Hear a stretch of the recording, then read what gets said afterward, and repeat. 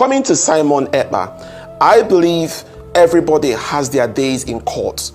Simon Akpa is not guilty yet until proven guilty by a competent court of law in Nigeria, which there's no court of law that is guilty, or in Finland or anywhere. So I think, first of all, let him go through the process of legal jurisprudence. If he's found guilty, fine. If he's found innocent, release him also. That is what will make the people believe there is justice, not the idea of release somebody by a competent court of law, and by the doorstep of the courthouse, you see a security agency waiting to pick up the person again for reasons best known to them. And in conclusion, sir, the issue of self-determination is something that the European Union believes in, and Finland is a bona fide, complete, permanent member of the European Union. They believe in self-determination. They believe in referendums. They believe in human rights. So when you bring Simon Akpa to a competent court of law and you lay your charges against him, he also has a right to say, I'm doing this because of A, because of B. And he can now bring his evidences why he's doing what he's doing. It's now left for the court of law to decide if what he's doing is wrong or the way he's doing it is wrong or right. Thank you. These issues of human rights in Nigeria. If Finnish government feels that Nigeria does not respect human rights, it may be difficult for Finnish government to also agree to extradite him to Nigeria. So these are very important. Okay, but there was a difficulty even the time Nnamdi Kanu was in the UK. You know, there had been a lot of calls by Nigeria as a government to extradite Nnamdi Kanu, but it didn't happen all through that period, except then the Kenyan situation happened and they went to pick him up. So that's one, just to be able to bolster the point you made. The second point I'm going to ask is, will these arrests bring peace in the Southeast? And this question is for both of you, because I am sick and tired of the insecurity and the killing, the loss of life and property. I would like to ask both of you, what's your take in this matter? IPOB, speaking again and again through Emma Powerful, says IPOB is not part of a sit-at-home protest, that they are not part of it. Simon Akpa, who is described as a factional leader of IPOB, in 2023 said Igbos should not go out to vote, that there should be no election in the Southeast. Nigeria, moved in then and said the Finnish government should help us out.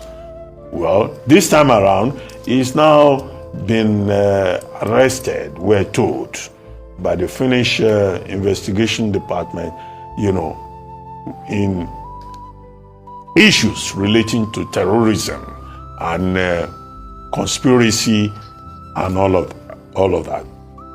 What do you think? Chief of Defense Staff wants him extradited to Nigeria so that Nigeria can insist properly on its own sovereignty and say nobody should stay outside and be throwing stones into Nigeria. Well, is he guilty as charged? Let's start with you, with us, Vince, here in the studio with us. And then we'll go to Abuja and talk to, the lawyer. Or am I mixing things up? Anyway, I am a lawyer. That's you are the lawyer. Yes, okay. So very good.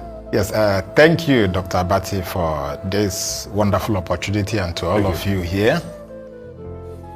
Number one is, this is not a court of law to say whether Akpa is guilty or not guilty. What he's being charged for is terrorism, or what he's arrested for is terrorism, this time international terrorism. And the question becomes, is it an issue in which he can be extradited to Nigeria? Nigeria has laid the complaint, terrorism for us all is an international crime. And if it is an international crime, by the Rome Statute, all countries must cooperate in the punishment, in the arrest, punishment, and prevention of terrorism. All countries, point of correction. All countries that are all countries that are signatory to the Rome Statute. 124. Yes, all countries that are signatory to the Rome Statute. And in this case, Nigeria is a signatory to the Rome Statute, and Finland is also a signatory to the Rome Statute. So under that, he can be tried in Nigeria. He can also be tried even in Finland. Now the question becomes, should he be extradited? Do we have because for you to extradite, usually there should be a bilateral agreement. And from all indication, Nigeria do not have a bilateral agreement with Finland. However, since it's an international crime, he can still be extradited to Nigeria based on the international conventions and the Rome Statute. So, but it's a question of also what will be the conditions. The conditions will now be onerous. Can Nigeria satisfy the requirements of extraditing one to Nigeria without having a bilateral agreement with Finland? So this is where we are. Going into the accusations against him, we are from Nigeria, some of us are from the southeast, and we know that the act of terrorism, which involves instilling fear on civilian population to achieve a political goal, because you must understand what is the meaning of terrorism. Are you using unconventional means to instill fear on citizens in order to achieve a political goal? Once it's there, and especially once there is harm, and once people are dying, then certainly the conditions may have been fulfilled. But like I said, it's only the courts of law, either in Finland or in Nigeria, that can determine that, and it's evidence that will assist us to solve that. Thank you. Very good. Well, let's go to Vince Onyekwelu in our Abuja studio. Vince, thank you very much for joining us. Your take on this Simon Akpa case. Thank you. Thank you. Good morning, Nigerians. First and foremost, I speak as a professional, and secondly, I speak as a Nigerian, nothing more, nothing less. Professionally speaking, the Finnish authorities have done their due diligence and they have reasonable grounds to arrest Mr. Simon Akpa. And in that arrest, they followed due diligence to now charge him based on the information we are getting. Obviously, we still have a lot of work to do for clarifications, to authenticate all these informations. Now, with that due diligence done, it's now meant for the law court in Finland to now look into the request by the Chief of Defense Staff to extradite Simon Akpa to Nigeria. Professionally speaking, the chances are possible to extradite Simon Akpa to Nigeria. However, in my opinion, it's almost impossible, though it's not 100% impossible, because one, there is no extradition treaty between Finland and Nigeria. Number two, the Finnish authorities have every right to take him to court to answer to the charges against him, and that is perfect. That is due diligence. And afterwards, don't forget the CJEU, the Criminal Justice of the European Union, also have a right under the European human rights to also test if he is suitable to be extradited to Nigeria based on one, the charges against him, and number two, the fundamentals, because he has to defend himself in a court of law. You cannot just bring charges without him answering in response to the reasons why he's inciting violence, to the fundamentals why he thinks there's a reason for him to request for self-determination for the people of Biafra. The Criminal Court of Justice of the European Union has to check if they believe in self-determination.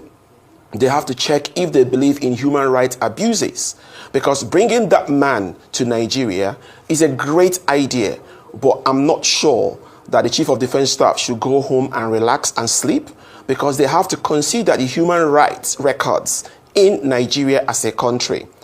Obviously, we are all Nigerians. We know our human rights records. There is nothing to boast about. And in instances like people that have disappeared in Nigeria, off my head, Daddy Yatta is still being looked for. Nobody has seen him for years. The people that participated in the so-called NSAS protest, many of them, after the panel, no human rights justice for them. The people that were involved in the End Bad Governance protest, no human rights for them.